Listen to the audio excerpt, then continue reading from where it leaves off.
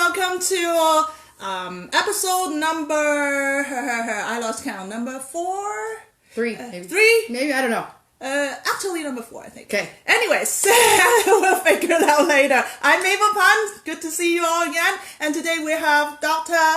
Leslieyaffamswedd. Okay, we'll introduce her a little bit. Well, after we introduce what is this interview is about. Number one, we put people, regular people, in front of camera to show you that successful people are coming from regular people. You don't need special gifts or Superman power to be incredible. You just being yourself to your fullness, live your life fully. The way you are good enough. So I'm showcasing people that I know personally, and I've witnessed their progress and transformation throughout the years. And I found that everybody just start off the same. We're babies in the first place, and then we move into childhood, adolescence, and adulthood, and then we make our life the way we want or don't want by believing into different direction.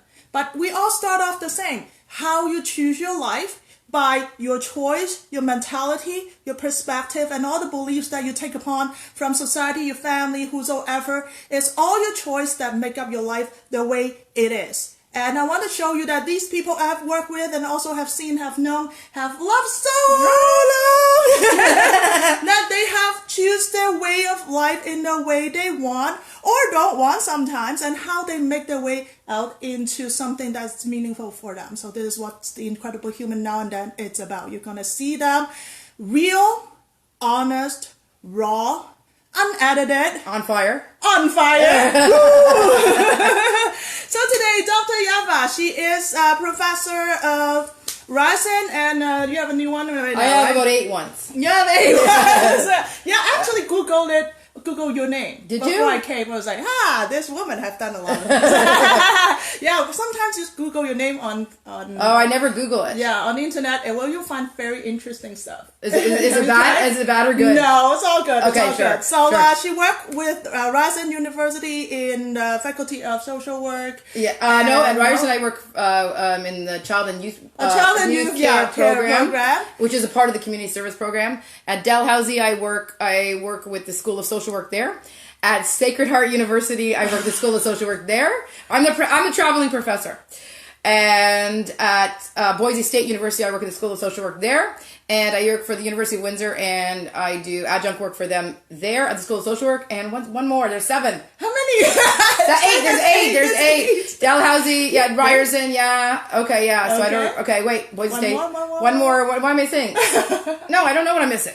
I don't remember. One of those online ones? They're all online except for Ryerson.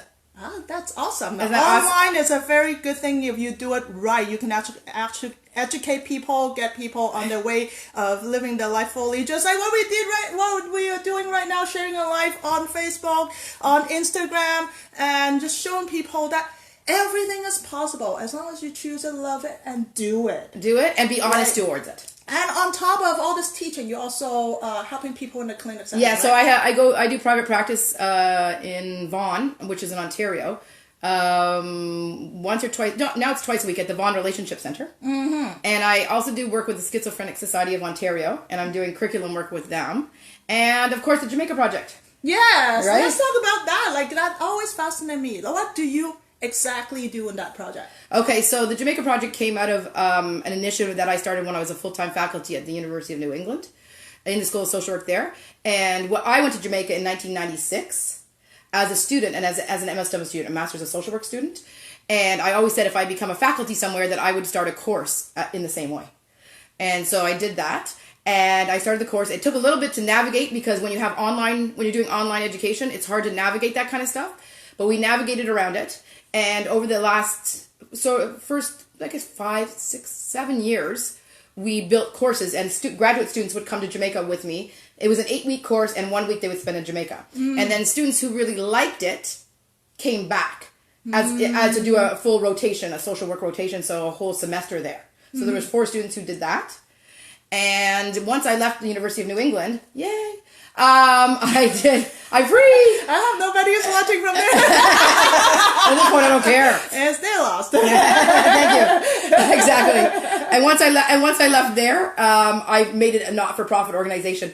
So what we're aiming to do is fill in the gaps in their social services, our partners down there, and aiming the gaps to fill in gaps down there for their different social services. So Mona Social Services at University of the West Indies sent me some parenting manuals, so we are going to help edit them and send it back to them. So different gaps that they have in training service, practicum students. So we have a practicum student that will end up going down there in January 2020.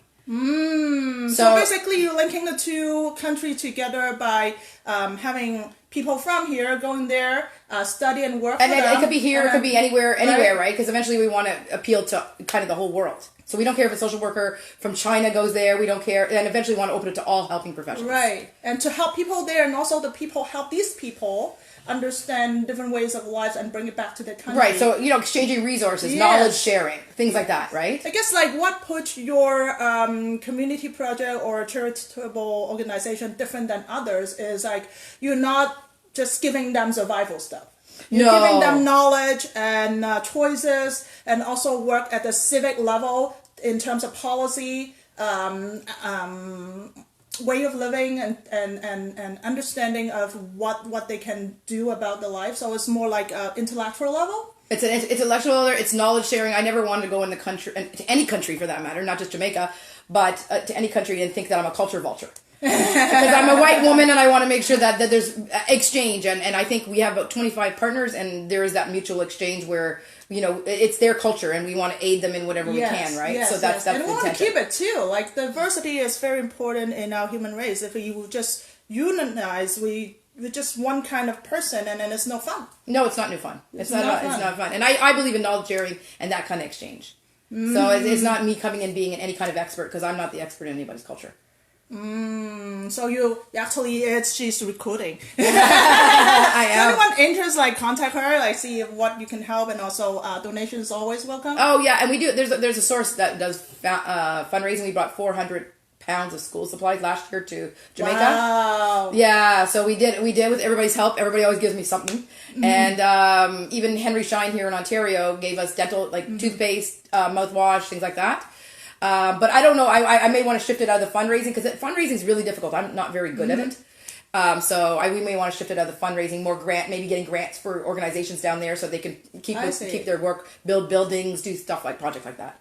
I will still save down my toothpaste and toothbrush for you. Okay, thank you. Yeah, you sent me a whole bunch of she sent me a whole bunch of toothpaste. She did. No, toothbrushes. You gave me a whole bunch of toothbrushes. Yes. The dentist gave you the Henry Schein, who's a distributor of all dental stuff, gave me some. Yeah. Awesome. So now you can see Dr. Yaffa's pretty well established in terms of your career life. 8 university is not easy. And I think after I got rid of the full-time faculty job, I became free to be creative again, because when you're in a full-time faculty job, it's very difficult to be creative, right? Yes. So because you're doing the same thing over and over, now I feel, as I've told Mabel on several occasions, I feel free. I don't know what that looks like for now, but I feel free. And when you feel free, you have the ability to expand out. Right? That's why you can handle 8 university. Wow, that's a huge number. It is a huge number. And then you also balance your work in seeing clients in the clinic, helping people hands-on. Right? So I started that after I didn't do it for 10 years. And I started that again, probably in 2018. And I wanted to see the right fit again for me. And I do at the Bond Relationship Center, which is an excellent fit. And Amanda and company over there have been excellent and accommodating and stuff like that. So that's amazing. And it's good to be with patients again. Clients, patients, consumers. Yes. It's good to see, and it informs my work as a professor. Yes. And you once told me that it's good to be able to do whatever you find from the academic standing into the people in real life and see the results, and bring these examples back into your lectures. Right, so absolutely. Your lectures is always very lively, because I have a couple of people who actually were your students. Like last time, Shirley was. Shirley was your student, right? Yes, Shirley, you are hey, here Shirley. watching. Hi, Shirley. Okay, so, and you also balance your life further with this Jamaican project, because now you combine traveling, helping people, having a mission, and the charitable part of your work all together. Well, I think when you're so privileged, privileged, yes, you have to pay rent on Earth. and so that's my rent. That's a good term. Pay rent on earth. Yes. So I think we all deserve, as we are privileged, I think we should have to give back. I know it sounds like corny, but it's not meant to be corny. It's true. That's how I've always felt. And Jamaica just happened to be that's the place that grabbed me to do the work.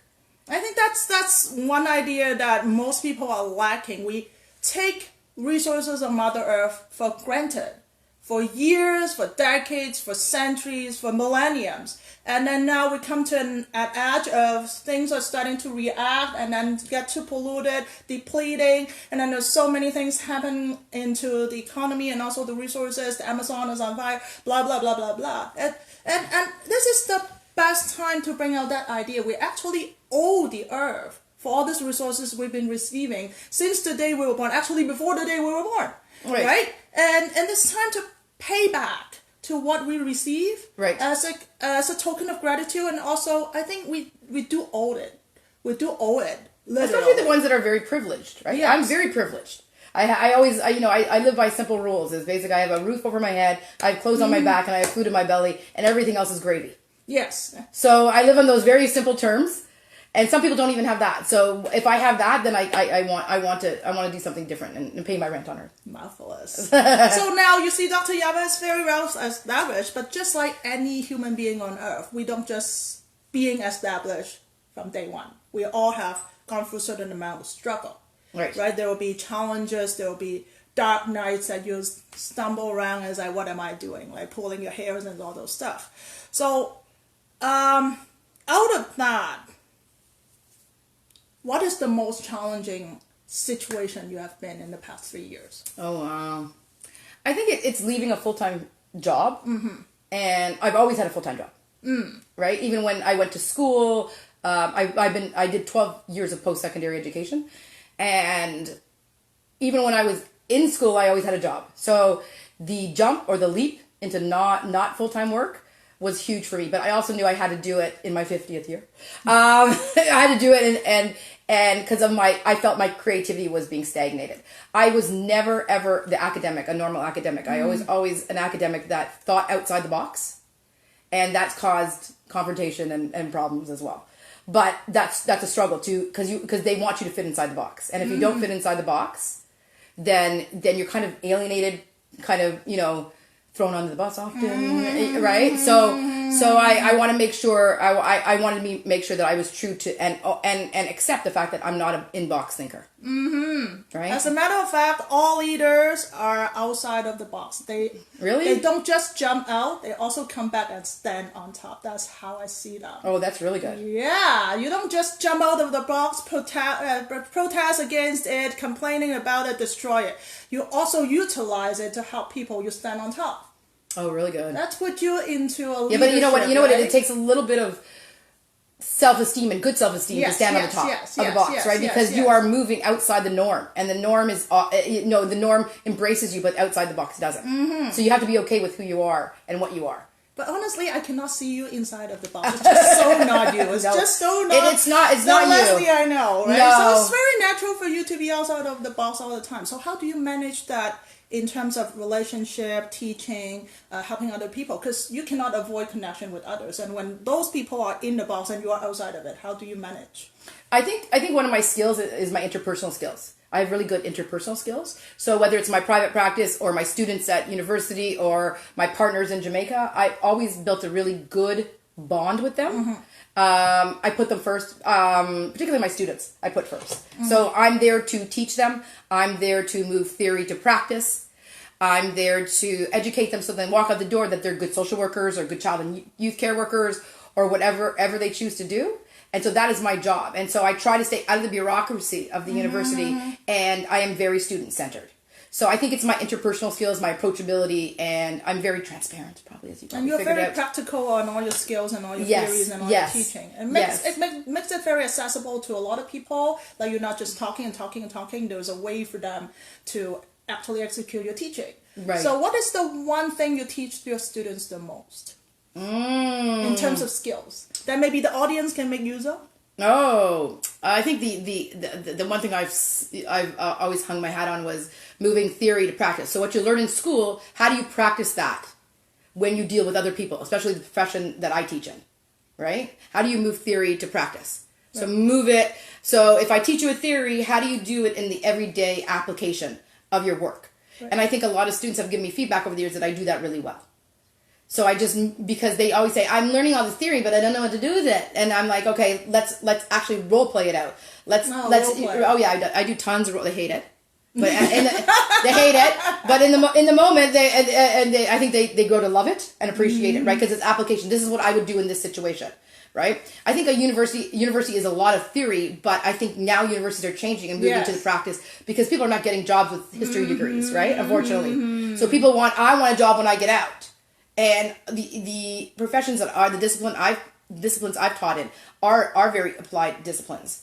But again, we get marred in the theory and we say, is this person prepared to do social work when they leave here, right? Even at a master's level, right? Because I teach from undergrad to graduate work to diploma stuff. So I teach right across the curriculum.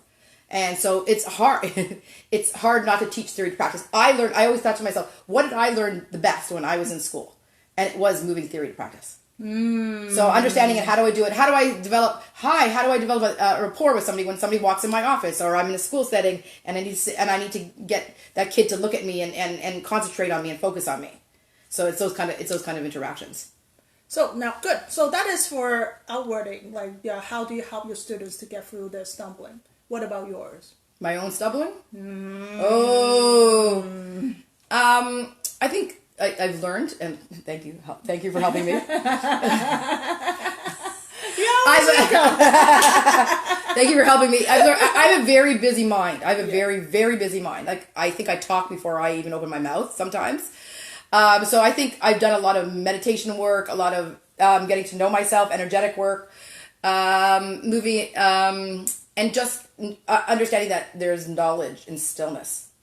Right? Good student. I can tell you that if you find she's talking fast right now, it's because I think that, again, it goes back to that idea. You actually talk faster when I met you. Really? Oh, yes. You were like, keep going. I was like, do you have time to breathe? Do you breathe? Do you breathe? Do you breathe at all? Yeah, you were so quick, you were so fast, and you were so smart. Like, smart people are all like that. Like, because you think so fast, and then your mouth is trying to cope. Right, or sometimes it comes out of your mouth so quickly that you don't even know what came out of your mouth.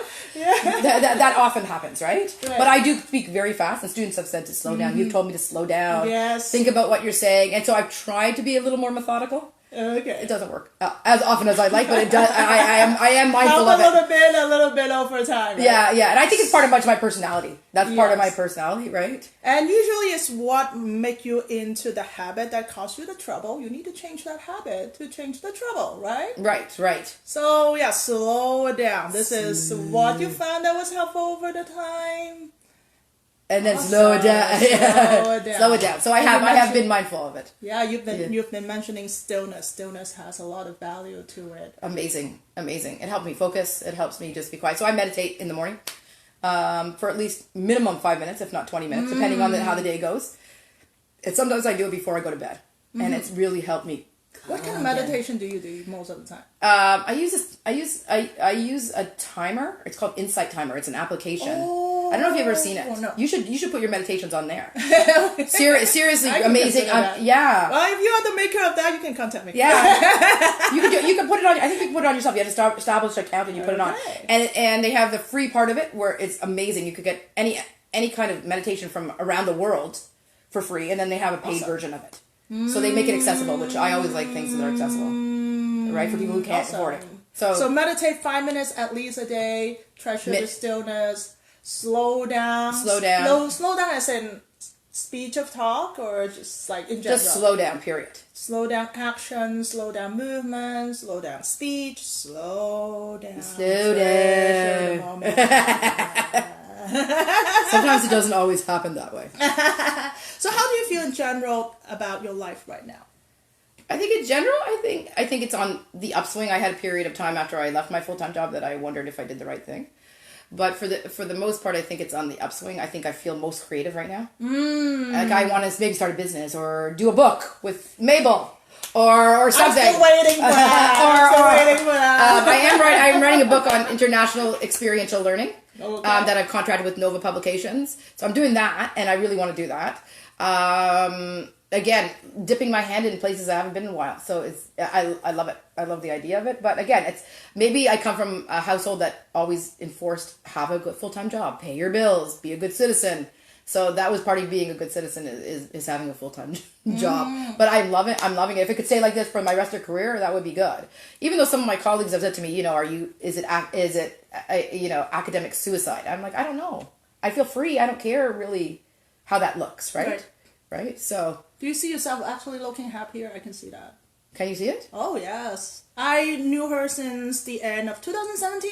Yes. Going towards the beginning of 2018, you came in as a student for yoga, and this woman always bring her own block and stick it under your hip and then always raise a leg. I always remember you as a very extreme person. Like, really? Like you'll be like pulling yourself like, and then like not doing anything in the next one. It's like, this woman, it's a strong person, has her own personality, which is a good thing. Sometimes. And, Sometimes. This is what makes you, right? Yeah. And you're amazing in standing out in the way you want, but you still can incorporate other people's opinion and thoughts and not fall onto it. Well, I think I live in full humility all the time, every day. I'm grateful for all the things I have, and I live in full humility all the time. And I always, I was always the kind, no matter what work I did, whether I was direct social work or I was in academia, I always brought people along. I always love having students around me. I always love pulling everybody in and say, hey, come on my journey or my movement or whatever I do. So that has always been my mantra. I always want to bring people along and inspire them to do stuff. I think I'm a little eccentric. My godchildren keep telling me I'm really eccentric. And I'm like, eccentric? That's like Howard Hughes. I'm like, Howard Hughes was eccentric. I don't think I was eccentric. Well, whatever you believe, you become. So what do you believe all that? I don't think I'm eccentric. I think I'm a strong personality. I know when I walk in a room that I make an impact. I know that. You never give up, you never give in. That's what I see. Never give up, never give in. Yeah. Right? Even when down is down, I'm still getting back up because I feel like there's hope always. There's always hope. And the reason why I want to showcase you this month is I start to see you having a lot of changes out of your career. And this is what I want to showcase to people who are struggling in career change because, as you mentioned at the beginning, you were very used to having a fixed job, like a full-time job. And then come out from that box was a bit scary at the moment. And at the beginning, but probably still a little bit right now. Yeah. But you went through that, and then you start like in the conversation we just had. You show that you're happy, you're fulfilled, you're balanced, and you're excited, right? You have no doubt about what you're doing right now. You actually have more expansion, like from one university expand to 8, right? I always wanted to write. Anybody want to write an article on a traveling professor? Tell me, okay? Because that's what I feel like at times. I'm a traveling professor because online work has opened up, and I teach in the United States and I teach in Canada, and I just always find that technology is amazing. Mm-hmm. So if anyone who is struggling in terms of their career, what would be your advice to them? I was always very pretty. I always knew that I wanted to help people. I mean, even when I was younger, I didn't know what that meant until it came to fruition when I went to university.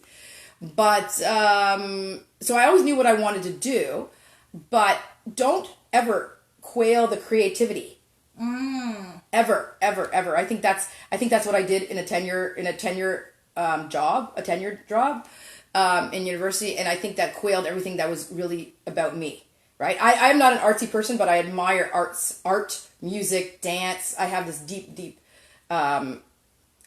appreciation for it. Mm-hmm. So I want that to come up in my work as well. And part of that was developing, courses that people can go away and do experiential learning and things like that. So I want to always make sure that people don't quail their creativity if they're in a job. And I know at times it's hard because you have to balance paying your bills versus doing the job that you really like. But start something on the side and be creative, and then still pay your bills, right? Right. But I that's the one thing I think I've taken from this is just don't let people quail your creativity. Right. So in other words, is you have a focus, like what you exactly want to do in general terms, like I want to help people, or I want to teach, or I want to get a PhD. You have a focus. But how do you get that focus could be out of many possibilities. Well, I think there's many possibilities, and a lot of the stuff I've done is on intuition. So I knew always that I want to go do a PhD, but I didn't know in what capacity, and I always make sure that I do things that feel right. And I've revisited that just lately again, that feel good and right. And that is huge out of a professor and an academic person, and also a very strong mind person. Yeah. Don't mind I say that. Intuition. That word coming from her. It See how does. big it is, right? Because I think that it tells us a lot. Mm-hmm. It tells us what was good. I got out of a bad relationship, and then I said I'm going to do my PhD, and that felt right. Intuitively, it felt right. I sold everything, and I left and moved to Florida on a fellowship. So it all went by intuition. And so I think a lot of that is, I think we quail our intuitions because we get so involved with buying things and being burdened by our debts and things like that we forget about that. Right. And a lot of times intuition come outside of the box, because your thinking can only be inside of the box, what you have experienced, what you have learned, what you've been taught. And if you want to come out of the box of your current situation that you're locked in, if you're still thinking inside of that box, you'll never come out because it's still out of the same thing. Right. You need to go outside. Sometimes going outside is very hard if you are not very used to thinking outside of the box. What can you think outside of the box with? It's intuition, something that comes to you that is not from your old belief and your perspective and your old thinking. Something all of a sudden just dim the light over your head. It's like, I never thought of that. And then if you start putting your mind into it and you expand your box, including that, then there will be much more room to maneuver out of what you have established. So sometimes like people think about going outside of the box is to destroy whatever you have. I don't agree with that, because especially when I see from you, it's you create and recreate out of what you have established, your PhD, your social work, your expertise, your teaching, your therapy, your writing books, but you recreate them with more possibility around this box, like another layer of expansion out of the same box, but bigger. I mean, but big secret is that academia, right, puts you in a box, and they don't want you out of that box, right? So it may be have been the wrong profession choice in some ways, but I know my skills, and my skill level is interacting with students, being a good professor. I know those are my good skills. Maybe I'm not so good at dealing with the box. Mm-hmm. But when you utilize that so-called wrong decision, you realize that, okay, that doesn't work for me. Right. Then you utilize this fact and finding and understanding, then you use it in a way that helped you. There's no wrong decision anymore. It's just part of the process. Right. Wow. That was nothing good. Nothing wrong. So what is your current vision of yourself now? Oh, wow. I don't know. I think more of a leadership role. I don't know if you could see that. Then you need to stand onto the box. I now physically have to stand onto the box, right? I think I am a leader in many ways, but now actually taking it on and saying I'm okay with that. I've never been a good self-promoter. I've never been good at branding myself. Now I'll give you the chance. I'm branding myself. I cringe. Because, part of my whole... I live by this whole bunch of humility, and part of living in humility is not branding yourself, right? And making something. So I always said, okay, maybe I'll make a quiet impact as opposed to a bigger impact, but I'm starting to feel that I can now make a bigger impact. And it sounds so righteous, but it's not meant to be righteous in terms of my work in the Caribbean and other places. Well, that should always be someone who can do certain things that is more in a massive scale, and there will be people who are doing more individual work. There's nothing wrong or nothing righteous about. It's just the way you find it most helpful to yourself and others mutually. Like, this one thing that I found that all healers or workers or whoever that you're doing that is helping other people, that you don't leave yourself out of the helping part. Like, whatever you do, it should also help you. You think? Yes, it should also help you. The mutual help will make things last so much longer. But then how does that not become ego-based? It's your intention is out of love, not out of survival. Out of love is high law. Right? When you have love, everything is amazing. When you don't have love, everything is tiring, draining, and dragging.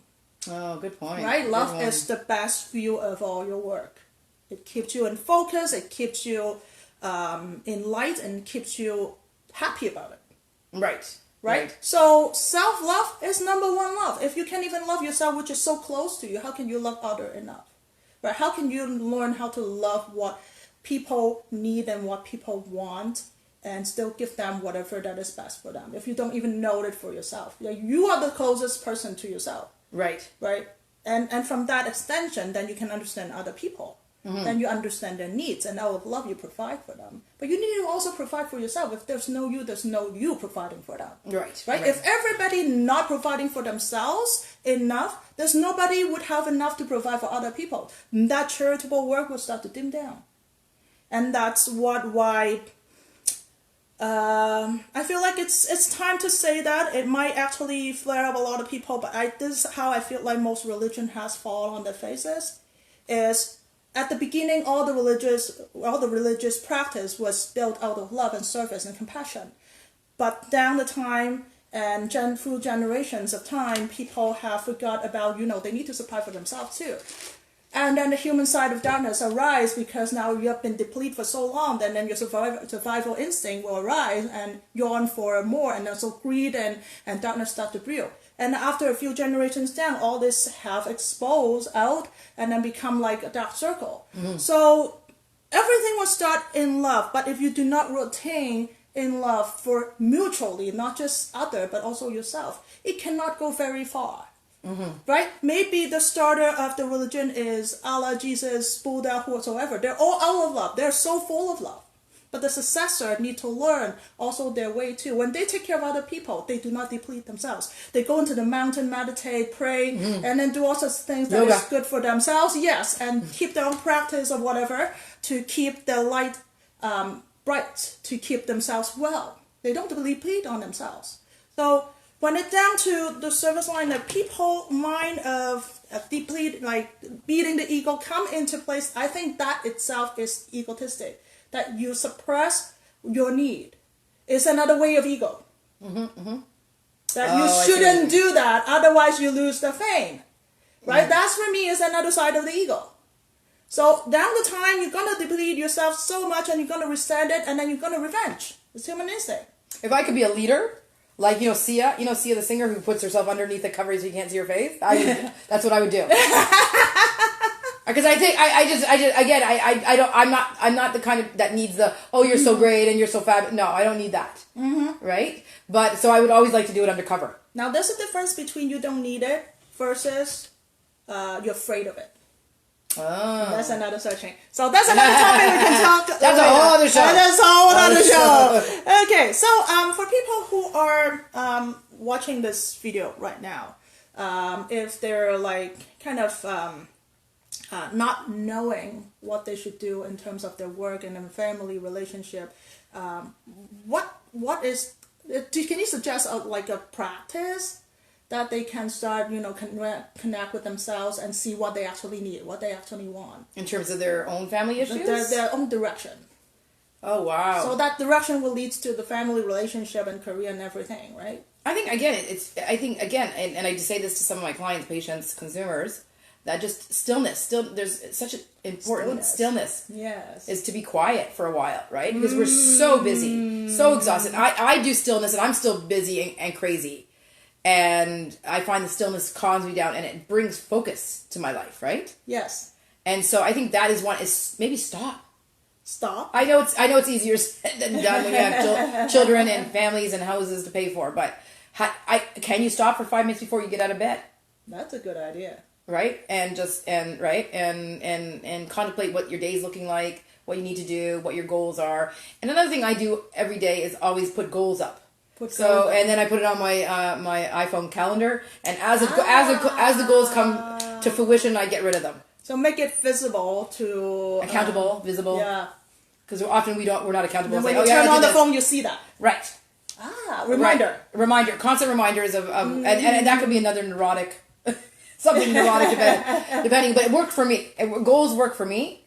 Goals, stillness, and exercise. Everyday exercise. Whether you go for a walk, whether you go to yoga, whether you go to and I guess eating well, eat well, drink a lot. So take care of the body. Take care of the body. I think if you take care of your body, you can take care of everybody else. What's the saying when you're in an airplane, you put the mask on yourself first, and then you put it on whomever else? Oh, right. So that really is putting the mask on yourself. Yeah, self-care. Self-care. We use that a lot in social work, but sometimes I think it's become a derogatory term in social work, right? Self-care. What does that mean for people, right? Mm-hmm. Right. Yeah, if everybody come into self-care and show their closest people how to self-care themselves, that itself is already helping.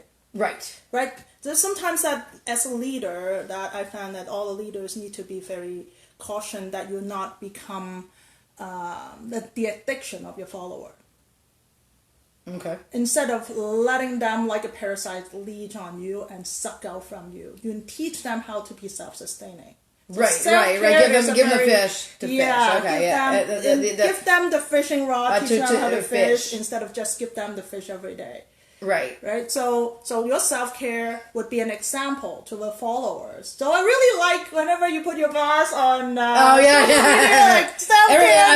I don't look so appetizing. However, I always say, there's parts of the day or Sunday particularly, I just stop and I do some stuff. Again, that's a luxury because again, I don't have children, so it's a luxury, right? But I do, I put oils in my hair, and you've taught me a lot about the oils and the stuff like that, and I put, face mask on, and I kind of just sit, right?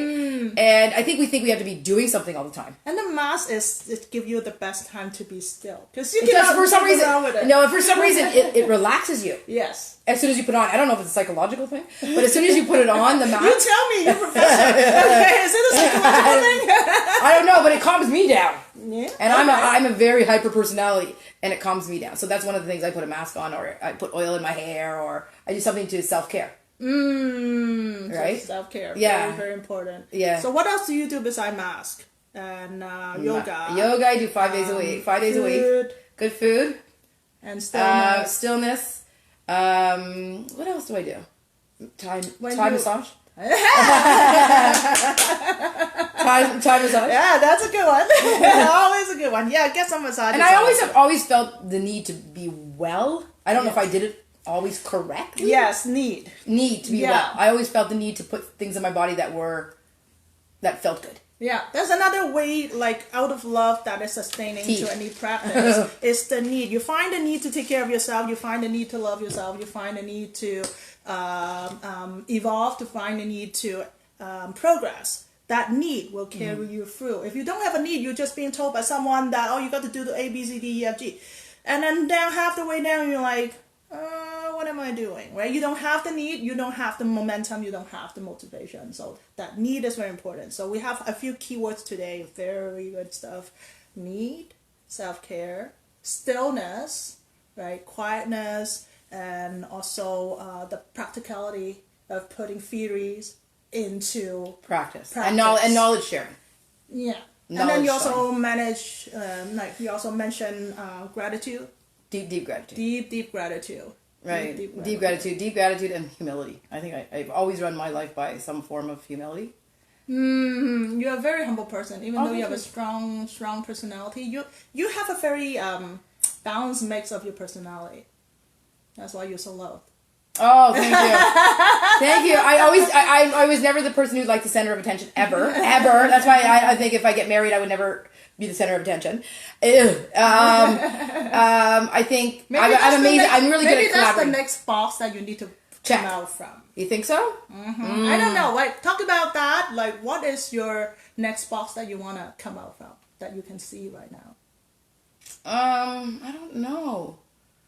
Next box. Just to stand on top of the box, I think. Just to stand on top of the box to help excel my leadership and help excel all the partners I have. Like I see all my guys from Jamaica chipping in here on my Instagram.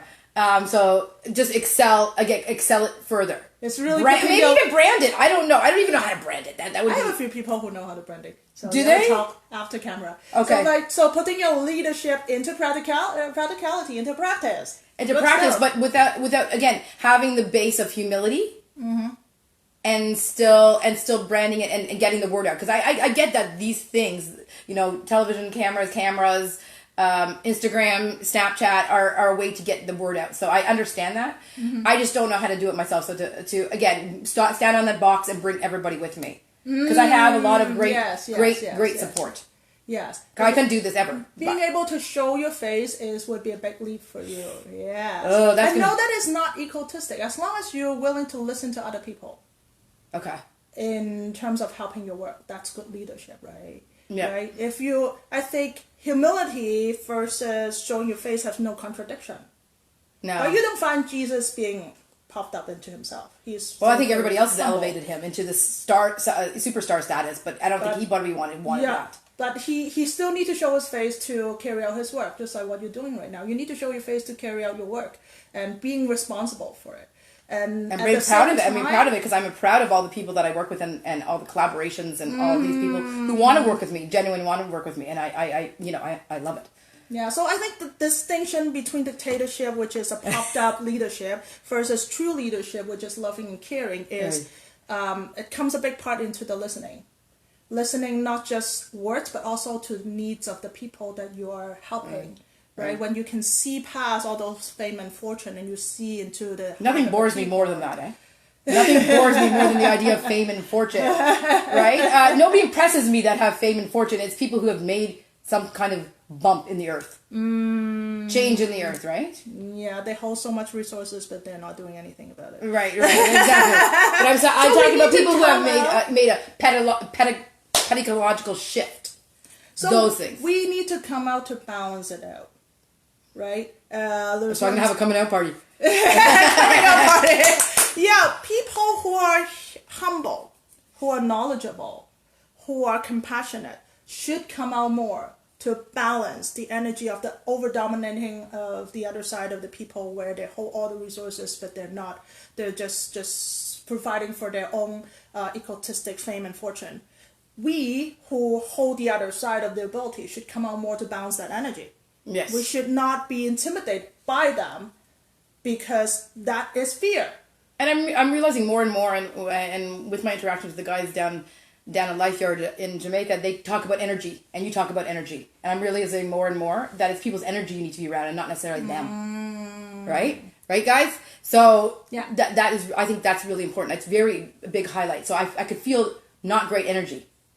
And now I'm very observant of it where I wasn't before. So there's another good word. That's another good word for you. Good, you have more power coming out now. Right. Great. I'm looking forward to what I can find next time. Right? It is. There's a lot of great words that come out today. So talking about branding, how do you want to brand what you're doing right now? What would be the one thing you want to brand first? Is it Jahmeyka Project, your self-practice, or your I think, again, this out-of-box idea of being an academic. So Jahmeyka Project, being a traveling professor online, I think I'm kind of unique in that way, understanding distance education. I guess that kind of stuff, that's the only thing that makes me cringe. Well, and people have said to me, I'll brand you. I'm like, what is that? Again, it goes back to having a face and being right. Yeah. And that it's okay. I think that's the most important, that it's okay not to be a regular academic or a regular person in your field. I think it's really okay. Totally okay. We need diverse personality and styles. Right. Bring forth the beauty of life. Exactly. And to feel the energy of life. Yes. Because I think when you're in that box, you're not feeling the energy anymore. Right? At one point it might work for you, but then that hit maximum, you go along, you toe the line, right? Yeah. Or when you're young, you're like, okay, if you become a PhD, you become this. And it just never, ever 100% sat well with me. And my creativity, because I don't think I'm a creative person, but I understand creativity. So I think you're a creative person. You think so? Okay. No, I am not. I love being around, right. What you avoid the most lies your biggest transformation. Right. So if you avoid calling yourself creative, that's exactly what No, but when you go around people who are creative, you're like, I'm in awe.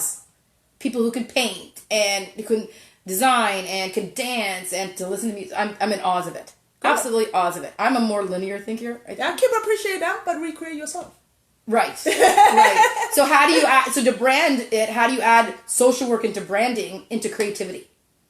That's your next task. Right? That's my next task. So if anyone who can help her, please Help me, DM her, help me. right?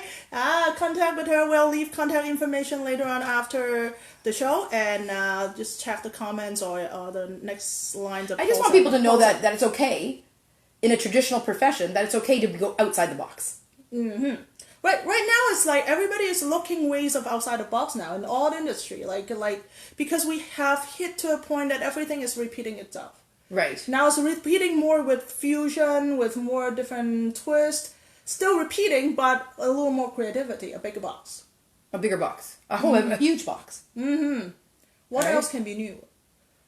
What do you think, like, in your area, what else can be new? Oh, I was racking my brain about that because I would like to either start a business or an app, and me and you've talked about this as well. Yeah. App or something that is new and creative and innovative, and that would attract people into the social work profession, into the idea of community work, into the idea of charity work, and so I have to somehow come.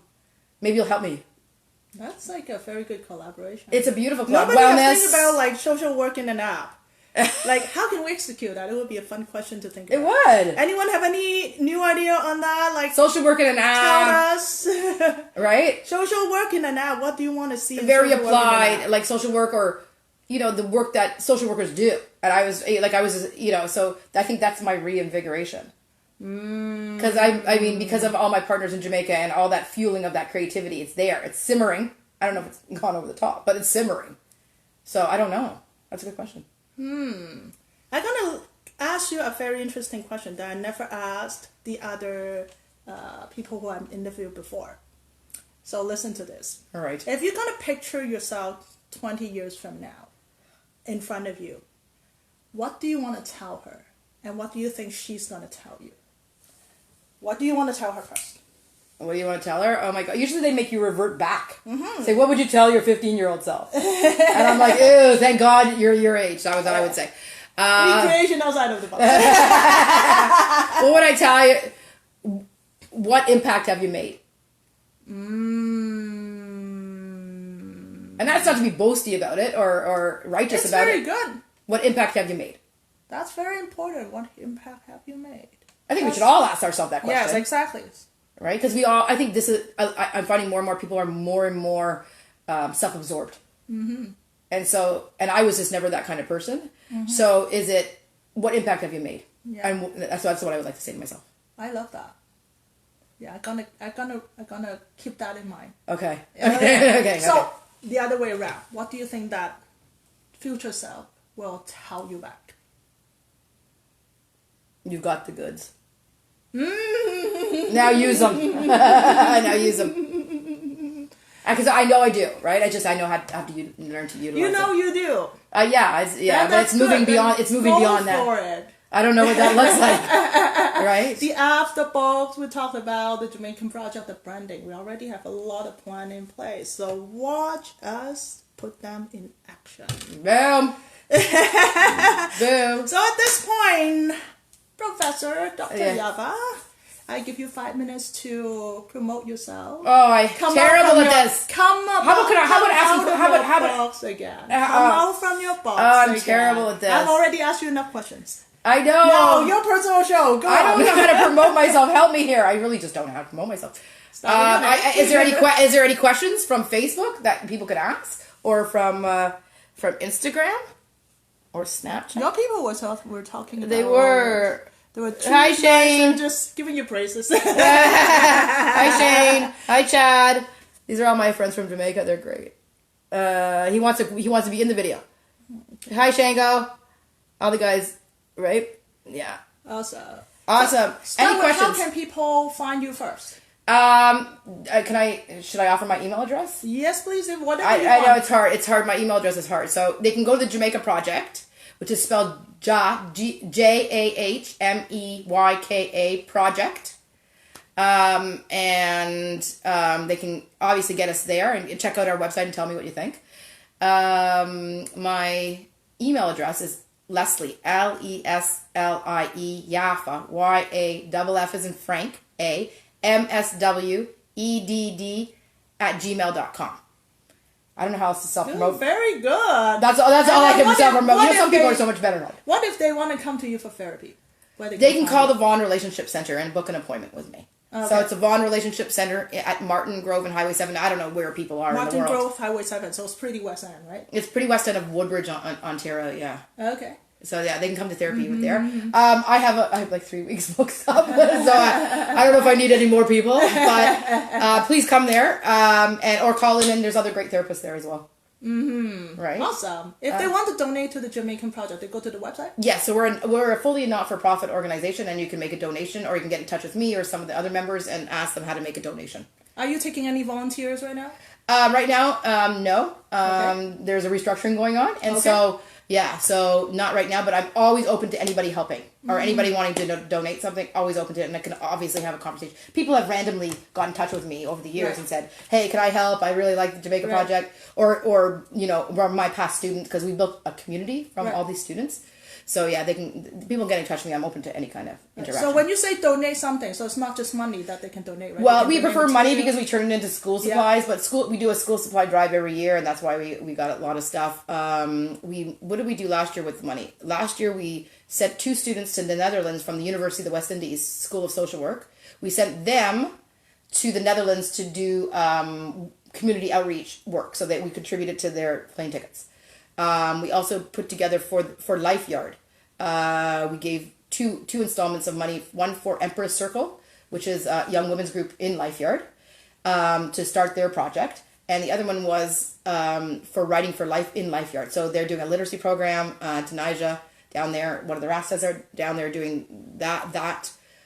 So we gave money installments for them to start up those programs. So that's what the Jahmeyka Project does, is to help and knowledge share and do that kind of work with totally others. Awesome. It's awesome. Right? You've been introducing that nonstop. I don't even need to help you along the way. You do. You did it it. all on your own. You just did it.